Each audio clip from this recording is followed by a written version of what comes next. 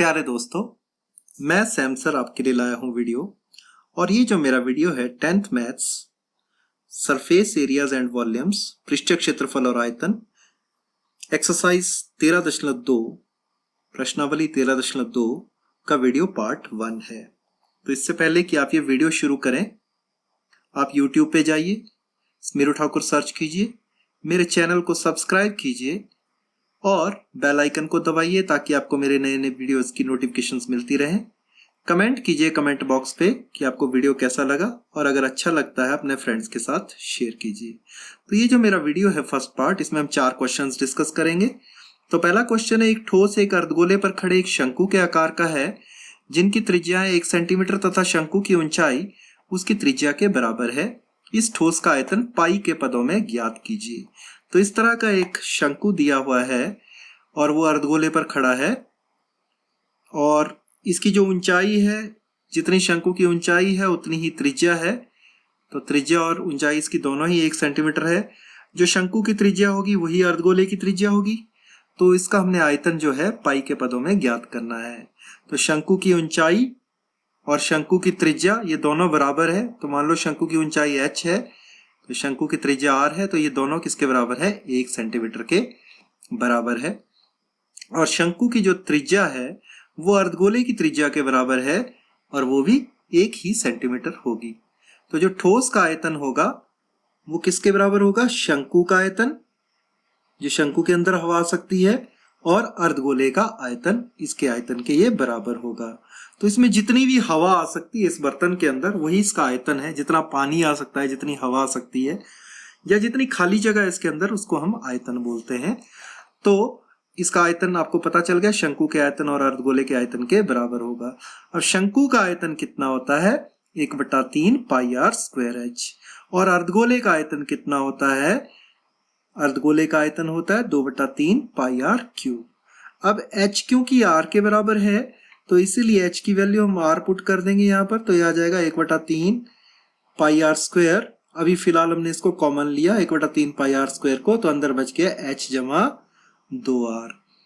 अब h r के बराबर है, तो या हम वैल्यूज ही पुट कर दें सबकी, क्योंकि सभी एक ही है ये। तो 1/3 पाई r का स्क्वायर मतलब 1 का वर्ग, 1 गुणा 1, h भी 1 है, जमा 2 गुणा 1। तो इस पूरे को हम सॉल्व करें, तो सॉल्व करके हम देखेंगे। अब 1 एकम होता है 1, 2 एकम होता है 2, 2 में 1 जोड़ दिया हो गया 3, तो यहाँ पर तो आ गया 3। तो यहाँ है 1/3 पाई, और 1/3 पाई को जब हम 3 से गुणा करेंगे तो सिर्फ आपके पास बच जाएगा, 3 से 3 कट जाएगा और आपके पास रह जाएगा पाई। तो आपका उत्तर आ जाएगा पाई सेंटीमीटर क्यूब। तो ये जो ठोस है इसका आयतन कितना होगा? इस ठोस का आयतन होगा पाई सेंटीमीटर क्यूब। वैसे ही चलते हैं हम अगले प्रश्न पे। तो जो अगला प्रश्न है वो है, एक इंजीनियरिंग के विद्यार्थी रचेल से एक पतली एल्यूमिनियम शीट का प्रयोग करते हुए एक मॉडल बनाने को कहा गया जो एक ऐसे बेलन के आकार का हो जिसके दोनों सिरों पर 2 शंकु जुड़े हों। इस मॉडल का व्यास 3 सेंटीमीटर है और इसकी लंबाई 12 सेंटीमीटर है। यदि प्रत्येक शंकु की ऊंचाई 2 सेंटीमीटर हो तो रचेल द्वारा बनाए गए मॉडल में अंतर्विष्ट हवा का आयतन ज्ञात कीजिए। ये मान लीजिए कि मॉडल की आंतरिक और बाहरी विमाएं लगभग बराबर है। तो इस तरह का मॉडल बनाने को कहा गया हो कि बेलन के आकार का हो, दोनों सिरों पर 2 शंकु जुड़े हों। तो ये बेलन का आकार हो गया, इसके दोनों तरफ 2 शंकु जुड़े हुए हैं। इस मॉडल का जो व्यास है वो 3 सेंटीमीटर है, व्यास इसका 3 सेंटीमीटर है। तो त्रिज्या शंकु और बेलन दोनों की आ जाएगी 3/2 सेंटीमीटर। इसकी लंबाई 12 सेंटीमीटर है पूरे इसकी, और जो शंकु की जो ऊंचाई है वो 2 सेंटीमीटर है। तो ये ऊंचाई 2 सेंटीमीटर है, इस तरफ को भी ये 2 सेंटीमीटर है। तो ये जो बेलन की ऊंचाई है ये 12 में से दोनों शंकुओं की ऊंचाई माइनस करके आ जाएगी, मतलब 8 सेंटीमीटर आ जाएगी। तो ये आपको पता चल गया। अब आयतन इसका कितना आएगा? जो बेलन का आयतन है और 2 शंकुओं का आयतन है वही इस पूरे बर्तन का या पूरे मॉडल का आयतन आ जाएगा। और आंतरिक और बाहरी विमाएं लगभग बराबर है। ये इन्होंने क्यों कहा है? ये इसलिए कहा है क्योंकि अगर आंतरिक और बाहरी विमाएं अगर अलग अलग होंगी तो अंदर हवा का आयतन कुछ और हो जाएगा, मतलब अगर उसकी मोटाई ज्यादा हुई तो बेसिकली ये जो बेलन है ये लगभग ना के बराबर मोटाई, बेलन और शंकु ना के बराबर मोटाई और ऊंचाई के लिए गए हैं, कि मतलब इनकी जो मोटाई है एक तरह से वो ना के बराबर है, ताकि अंदर की विमाएं और बाहर की विमाएं लगभग एक जैसी होगी, तभी हवा का आयतन बिल्कुल सही हमारा कैलकुलेट होगा। तो सबसे पहले शंकु की ऊंचाई कितनी दी गई है? 2 सेंटीमीटर। तो शंकु की ऊंचाई 2 सेंटीमीटर है, इसको हमने छोटा h ले लिया। वैसे ही बेलन की त्रिज्या और शंकु की त्रिज्या बिल्कुल एक है, क्योंकि एक ही उस पर आधार पर बने ये, और ये कितनी आ जाएगी? 3/2 सेंटीमीटर। अब वैसे ही बेलन की ऊंचाई जो है वो मैंने आपको बताया था कि 12 में से हम इन दोनों शंकुओं की ऊंचाई को माइनस कर देंगे, तो 12 - 2 गुणा शंकु की ऊंचाई, 12 - 2 गुणा 2, 12 में से 4 माइनस कर दिए तो ये आ जाएगी 8 सेंटीमीटर। तो बेलन की ऊंचाई आ गई 8 सेंटीमीटर। अब मॉडल में अंतर्विष्ट हवा का आयतन कितना होगा? बेलन का आयतन जमा 2 गुणा शंकु का आयतन। अब बेलन का आयतन कितना होता है? बेलन का आयतन होता है πr²h। तो πr², क्योंकि बेलन के केस में हमने ऊंचाई बड़ा h लिया है तो इसलिए आपने बड़ा h लेना है। r का भी ध्यान रखना है, r हमने बेलन की त्रिज्या छोटा r लिया है, तो πr² बड़ा h प्लस 2 गुणा शंकु का आयतन। तो 2 गुणा शंकु का आयतन कितना होता है? 1/3 πr²h। तो शंकु के लिए हमने सारे छोटे r और h यूज किए हैं। अब इसको सॉल्व करेंगे हम तो आ जाएगा πr²h प्लस 2 गुणा 1/3 हो गया 2/3, तो 2/3 πr²h। अब πr² आप देख सकते हैं दोनों में कॉमन है, तो πr² कॉमन ले लिया, अंदर बच जाएगा h प्लस 2/3h। अब हमने वैल्यूज पुट करनी है, तो पाई की जगह ले लिया 22/7, r की जगह ले लिया 3/2, तो r² है तो 3/2 गुणा 3/2, h आपके पास 8 दिया है, जमा 2/3 गुणा h आपके पास 2 दिया है। तो अब इसको हमने सॉल्व करना है, तो इसको सॉल्व करके हमारे पास आ जाएगा, बाकी तो हमने वैसा ही रहने दिया, 2 दूने हो गए 4, तो यहां आ जाएगा 8 जमा 4/3। तो इसको जब हम सॉल्व करेंगे 3 अट्ठे होते हैं 24, 24 और 4 होते हैं 28, तो ये आ जाएगा 28/3। अब आप देख सकते हैं इसमें क्या क्या कट जाएगा? 3 से 3 कट जाएगा, 3 से 3 कट गया, और वैसे ही 7 से कट जाएगा 28, क्योंकि 7 एकम 7 होते हैं, 7 चौके होते हैं 28, यहाँ आ गया 4। अब 2 से 2 दूने होते हैं 4, तो 4 से 4 कट जाएगा। अब आपके पास सिर्फ बच गया 22 गुणा 3, और 22 गुणा 3 होता है 66, तो जो आपका आयतन है वो आ जाएगा 66 सेंटीमीटर क्यूब। और ये चीज आपने हमेशा याद रखनी है कि आयतन हमेशा घन में आएगा, मतलब क्यूब में आएगा, तो इसलिए जो आयतन वो 66 सेंटीमीटर क्यूब आपके पास आ जाएगा। अब चलते हैं हम अगले प्रश्न पे। तो अगला प्रश्न है, एक गुलाब जामुन में उसके आयतन की लगभग 30% चीनी की चाशनी होती है, तो इसका मतलब हमें आयतन निकालना है उस गुलाब जामुन का। 45 गुलाब जामुनों में लगभग कितनी चाशनी होगी यदि प्रत्येक गुलाब जामुन एक बेलन के आकार का है जिसके दोनों सिरे अर्धगोलाकार है तथा इसकी लंबाई 5 सेंटीमीटर और व्यास 2.8 सेंटीमीटर है। तो इस तरह का एक गुलाब जामुन है, बड़ा सा गुलाब जामुन मैंने आप लोगों के लिए बनाया है। तो इस गुलाब जामुन में कैसा गुलाब जामुन है? एक बेलन है, उसके दोनों तरफ 2 अर्धगोले लगे हुए हैं, और ये जो बेलन है इसकी जो ऊंचाई 5 सेंटीमीटर है, मतलब यहां पर जो इसकी लंबाई है, इस पूरे गुलाब जामुन की जो लंबाई है वो 5 सेंटीमीटर है, और बेलन की ऊंचाई जो है वो माइनस, जैसे पिछले क्वेश्चन में किया था माइनस, वैसे ही मतलब इस पूरी लंबाई से अर्धगोलों की त्रिज्या को अगर हम माइनस कर देंगे तो इस बेलन की ऊंचाई आ जाएगी। और वैसे ही इसका व्यास 2.8 सेंटीमीटर दिया है, तो इसका मतलब त्रिज्या इसकी आधी आ जाएगी, और बेलन की त्रिज्या और अर्धगोले की त्रिज्या वो बिल्कुल एक जैसी रहेगी, क्योंकि एक ही उस पर बने हुए हैं ये। तो अर्धगोले की त्रिज्या और बेलन की त्रिज्या दोनों को हमने छोटा r ले लिया, ये बराबर आएगी, और ये आएगी 2.8/2 क्योंकि व्यास दिया है 2.8। 2.8 को 2 से भाग करेंगे तो आ जाएगा 1.4 सेंटीमीटर। तो ये तो निकल गई दोनों की त्रिज्याएं। अब इसके बाद बेलन की ऊंचाई जिसको हम बड़ा एच ले रहे हैं तो ये आ जाएगी 5 में से माइनस करनी पड़ेगा आपको इन दोनों की त्रिज्याएं। तो 5 - 2 गुणा अर्धगोले की ऊंचाई। तो अर्धगोले की ऊंचाई और त्रिज्या एक जैसी ही होती है। तो ये बच जाएगा 5 - 2 गुणा अर्धगोले की त्रिज्या या ऊंचाई कितनी है 1.4 सेंटीमीटर। तो 1.4 को 2 से गुणा किया आ जाएगा 2.8 और 5 में से 2.8 माइनस किए तो रह जाएगा 2.2 सेंटीमीटर। तो ये बेलन की ऊंचाई आपके पास आ गई 2.2 सेंटीमीटर। अब आपने इस पूरे गुलाब जामुन का आयतन निकालना है। तो आयतन निकालने के लिए तो एक गुलाब जामुन का आयतन कितना आएगा, बेलन का आयतन जमा 2 गुणा अर्धगोले का आयतन। तो इस बेलन के आयतन और दोनों अर्धगोले के आयतन को अगर जोड़ दिया जाए उतना इस पूरे गुलाब जामुन का आयतन होगा। अब बेलन का आयतन कितना होता है, बेलन का आयतन होता है πr²h और बेलन के लिए r तो छोटा ही लेंगे हम पर h को बड़ा लेंगे क्योंकि बेलन की ऊंचाई हमने बड़ा h लिया है। तो ये आ जाएगा πr² प्लस 2 गुणा 2/3 πr³ क्योंकि अर्धगोले का जो आयतन होता है वो होता है 2/3 πr³। अब 2 को 2 से गुणा करेंगे तो आ जाएगा 4।